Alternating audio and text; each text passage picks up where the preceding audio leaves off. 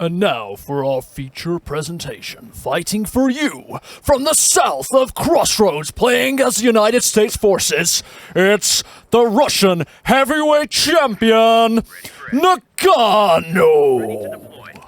Playing from the north side, he's a finalist in the previous 2 World Championship events, hailing from Germany, playing for Deutschland. He is the German giant himself, Luvnest!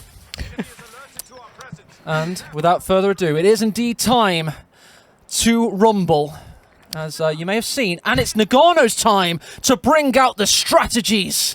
It's time for 4 rear echelons, Dan. What the hell? Well, this is interesting. This is fresh. Noggano straight into mechanized company. No surprises there. Gonna see a quick WC51. Tons of echelons to support.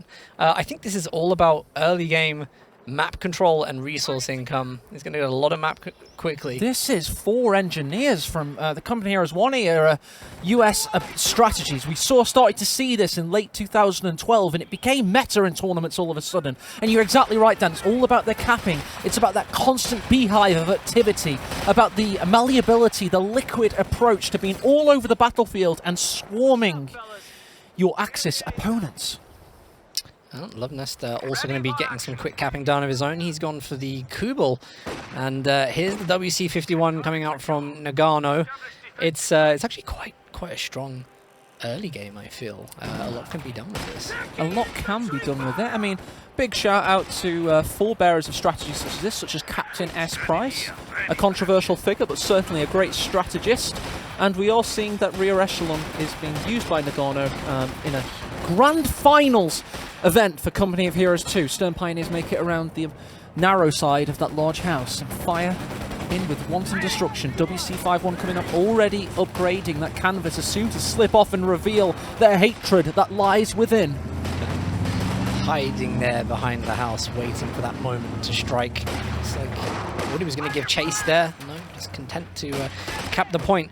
Echelons dealing with the Kubel on the left-hand side of the map. Also flanking from a good green cover position on the right. Safe to say Luvnest maybe a little bit thrown by this this opening. Could be. It's certainly a question to be pondered. Is this for Luvnest? He's like, what the hell? Basically will be his reaction. And yeah, for the first 5 minutes of encountering it, I'm sure he'll be knocked for a little bit of a loop, but I'm sure he'll find a solution to the issue. Rakettenwerfer is the first point of call on that front. And there we go. WC51 starting to cap up territories. Rear echelons coming in from the east side. The L section of wall there used by the Foch Grenadiers to hold the line for Luvnest. This is really funny. He's going to get the decap. I thought maybe he was going to go for double fuel there, but he's found a great opportunity to chase down the Kubelwagen. It could go down. Could go down indeed. If only the WC51 had turned more quickly there, but rear Rakettenwerfer's waiting. Max range shot was anticipating, but didn't quite get it off. That was closer than I think Noggano could ever know. Now, this echelon start has actually been very, very good. Plus 35 fuel coming into the bank for Noggano. So this whole strategy of rushing to get the resources in and tech up quickly could work really well. Lieutenant has already gone up. By the way, one rear echelon did die at some point, probably when we were focusing on the Kubelwagen nearly dying. The squad ah, fair enough, fair enough. Okay, fair enough. By the way, another good part of this strategy is the rear echelons allow the munitions to come in more quickly, allowing the WC51 to be upgraded in a quicker time. Can the crew deal with the echelon squad here? It's been an interesting fight to watch. Having a fun time of it. It's a very interesting strategy. The crew might be able to deal with this. I wouldn't maybe say the Raketen needs to retreat out of that. So Company Heroes losing its aura of slight realism there for a moment. By the way, Luvnest with a great cut-off performed. And it's worth noting, by the way, he defended his own cut-off for a good amount of time, but he did lose his fuel. Often what happens is you defend the cut-off and you end up losing the thing you're trying to stop from being cut off. And that's indeed what we saw in this case. We've got the 50 cal built, the Lieutenant going north. What's it going to be, Dan?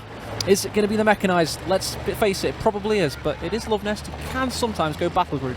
Yeah, he did play Battle Group the previous time he played OKW. Once this territory gets connected, Noggano's going to have double fuel. He'll also potentially have a triple cap. And this is very, very strong early game. I think Luvnest will be thrown off by this. WC51 went down the northwest of the map in a peripheral engagement. Just rear echelons forcing away the Foch Grenadiers. Probably shouldn't be, but of course the 50 cal is in the rear of the picture there. Foch Grenadiers planting sandbags. Rocket and Verford doing some capping duty. Second 50 cal out, of course, for Noggano. Previously mentioned, is going to give him better control of the territories he has gained.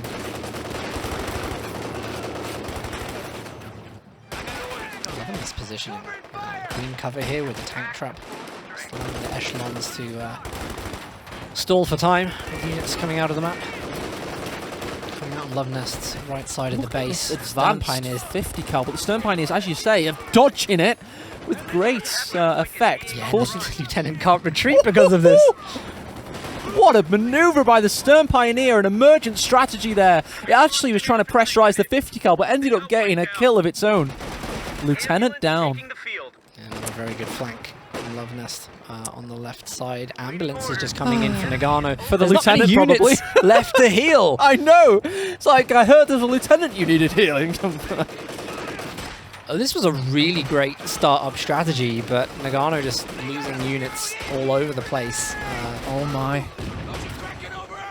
Echelon's, just not that strong. There needs to be something else to back this up, to follow up. With the Lieutenant down. And the Panzer II's coming out. He's going to have to get bazookas, probably. And, yeah. Wow. This is possibly why you don't see so many crazy strategies in the hyped up situations, because if they go wrong, they go terribly wrong. Suppression down, rear echelons, rear their ugly heads. And, no offense to rear echelons there, of course.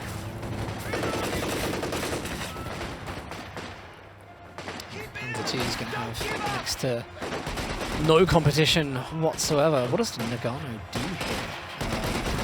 He's got very, very Cavalry riflemen have to be it. limited options at the moment. He's going for a mechanized platoon command post, so assume it's going to be the Stuart, but he's not. He had all these resources coming in, he's just not utilized that advantage. He just hasn't been able to make it work. In his favour, the 250 cals have kept him in the resource game for a while. He's kept that fuel all the way up until now, where it's now just being capped, but and also don't forget we're only 8 minutes in, so although Noggano's strategy did falter, maybe about to lose another rear echelon group here, it's certainly nowhere near the end of his attack. There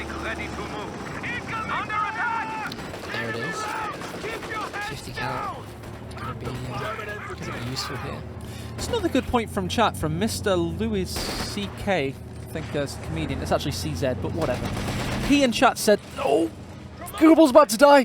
No, it's not. He in chat said that, he didn't say that, right, I see what you're saying now. He said the strategy was working well, but then too many units died. I think that's fair to say. If the units hadn't died, maybe the strategy would have worked. So is it a bad strategy just because so many of his units died, or did he just play it badly? Well, I think this is a great strategy. I honestly do believe that that's really cool, but ooh, this is cool as well. Fallschirmjäger's landing straight into barbed wire there. Unfortunate for one of them, at least. He brushes himself off. He'll be fine. not very graceful. This is a bad time to set up. Even in the cover position they're in, they do not have long. Nice there. Mine detonated, causing a little bit of engine issues. Soon to wear off, however. It's only temporary. 50 cal retreats back to base. Luke pursues. Stuart's now out though, so it's got to be a little bit careful. And here he comes. He designated the right base exit, and the Lux is now in peril. Stuart is now the Avenger. Such great timing. The Fallschirmjäger are there to give a Faust, and there is the Raketen support. But the damage is coming in. Lux is down. Stuart survives, but the Kubel, the Raketen... Oh, the Kubel's down as well now. We've already seen one Faustan. Should the Rakettenwerfer be traversed? The Stuart may survive yet. The Stuart, I think it will survive. They can just... It's going to throw a grenade because he didn't have access to the Faust. Grenade, but it doesn't do the damage, and the Fallschirmjägers pay the price. Luvnest with a torrid turn of events there. Everything went wrong for him. Even the poor Kubel died. What a turn!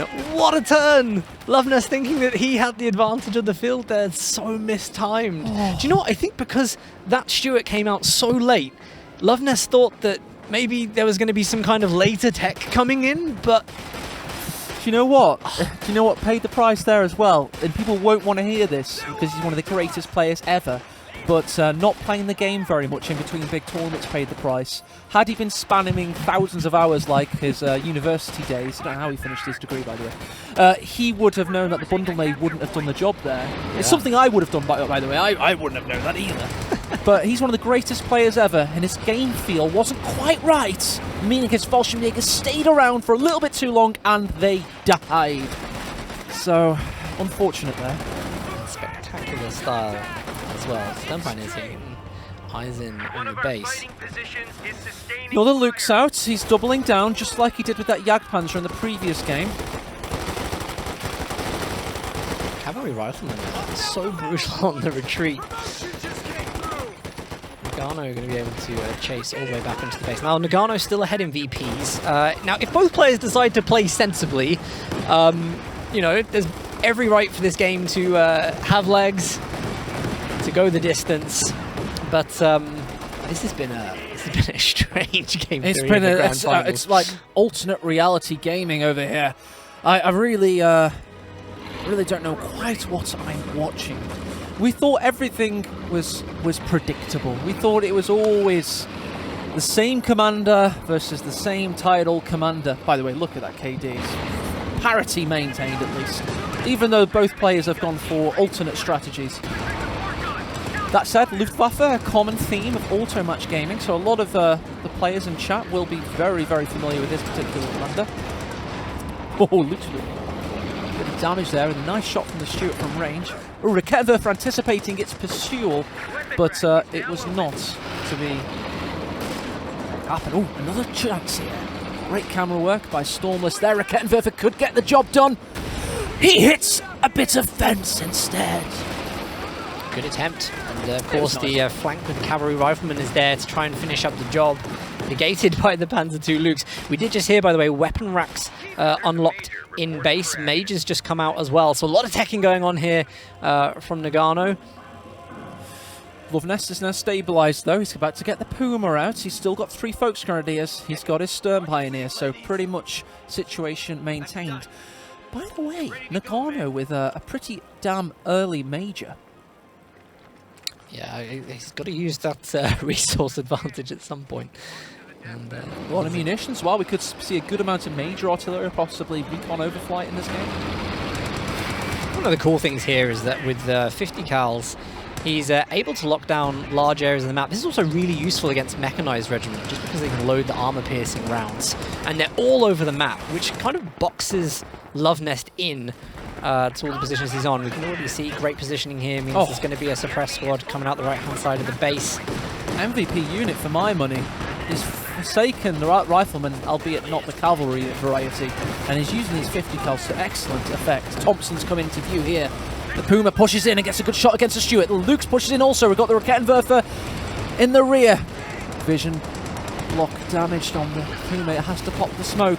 Those Grenadiers barely surviving. It was Noggano that lost a squad there.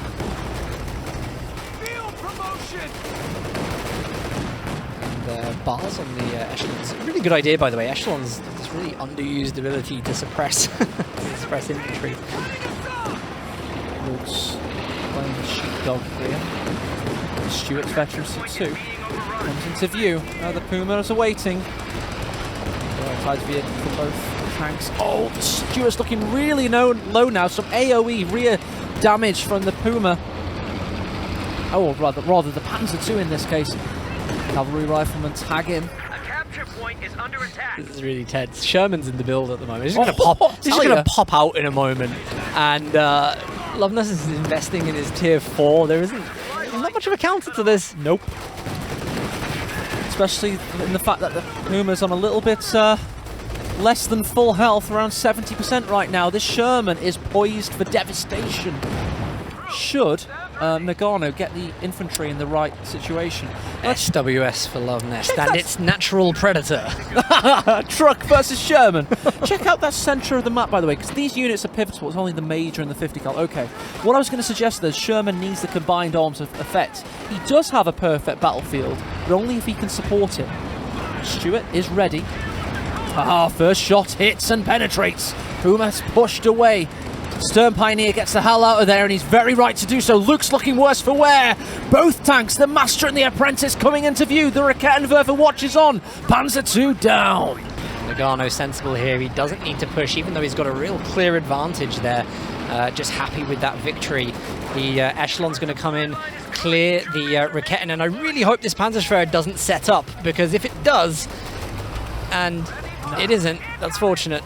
It would be in a lot of trouble. Volks Grenadiers went deep to the south, by the way, to decap. Well dealt with by Noggano. Christ, that's autocannon fire! Watches on as the rear echelons make a nice little tank trap to sit behind, because Noggano's got some excellent victory point pressure, just like he has done every single game thus far. Volks Grenadiers push into view as the rear echelons now with Browning automatic rifles all of a sudden, thanks to the pizza headquarters. Well, this looks like Luvnest is really struggling to get out of this. Really, he's just got to rely on the faction, playing his Fallschirmjäger as a Luftwaffe doctrine. First Fallschirmjägers, of course, are absolutely eviscerated in their vain attempts to kill a tank with a bundle nade. Here comes some more elite troopen from the skies above, famous for taking fortresses in Belgium and the island of Crete, pretty much. What is going on here? Ouch. Huge crashes! Huge Massive. crashes from the Sherman. Can we finish off with the last shot? It'll be devastating for Luvnest. Oh, Volks Grenadiers with a barely surviving escape there. Puma pushes in. Stuart's now veterancy 3 and missing rounds, dodging them for fun, it seems. No bundle nade because that was a peripheral engagement, and Luvnest is only just about getting the munitions right now. I think what we're about to see is Luvnest really lock down and camp on this side of the map. He's got the tier 4 there to stop any units that do push in a bit too deep. Got to get that front line set up as soon as possible. This is a great flank. Very well done.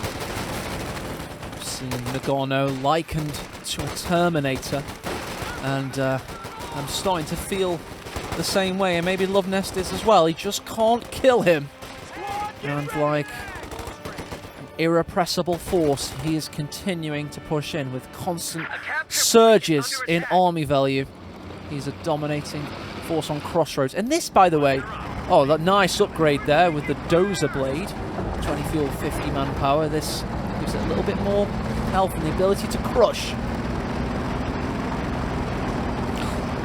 To drive through that building. Well, this is shaping up to be a very interesting game. Crazy start, really. Now with the tier 4 there. Oh, the cavalry riflemen get a nice Satchel off. It's going to nearly hit a mine as well. By the way, Volks Grenadiers looking really low, just about escaping the Shermans in hot pursuit. Will it? Yes, it will. The pintle mount to the rescue there. Oh, could be another one too. Coaxial machine gun rod. They're gunning them down. Luvnest throws in the towel. Noggano is irrepressible. GG.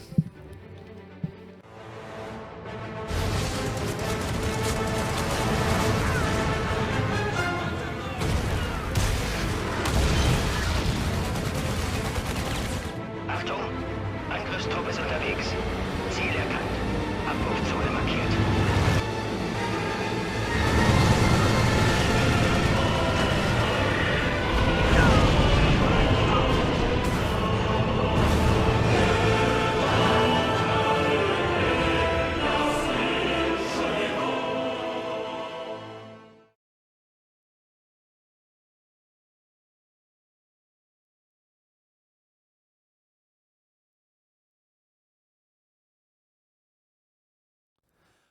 What a game.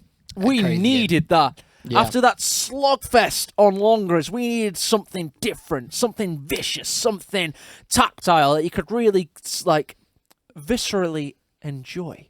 And for me, that was that game. I liked it.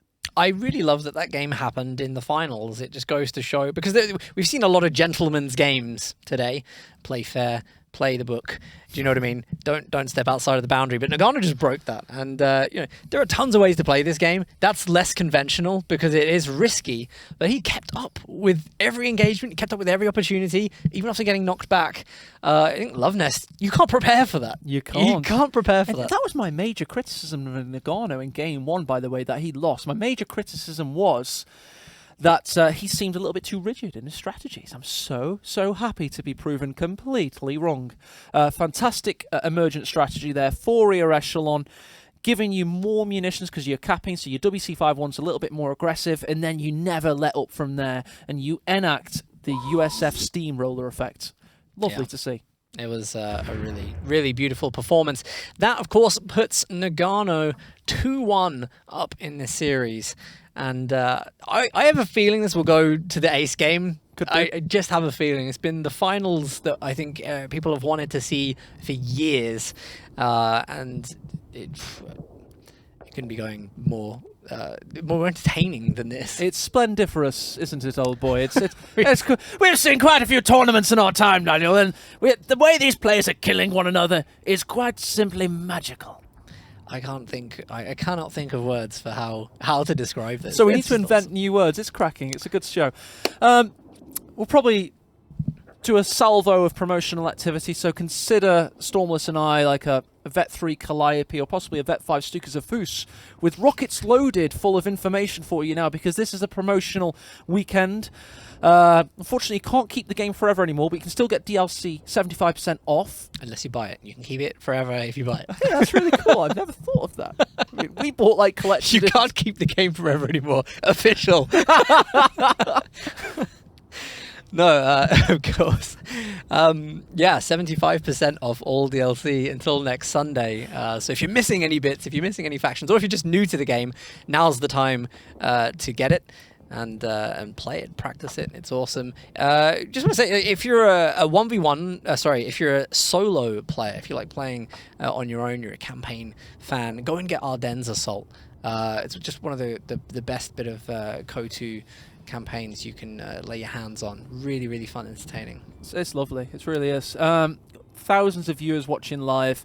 Stormless and I, we're going on a quick energy break because we've got game 4 to cast. It is game 4. to It's cast. getting a bit relentless. It is relentless.